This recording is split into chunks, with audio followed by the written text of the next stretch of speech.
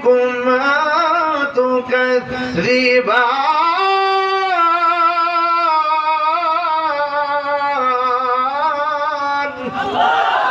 বান্দারে তোমরা কিভাবে আমি আল্লাহর নিয়ামতকে অস্বীকার করছো?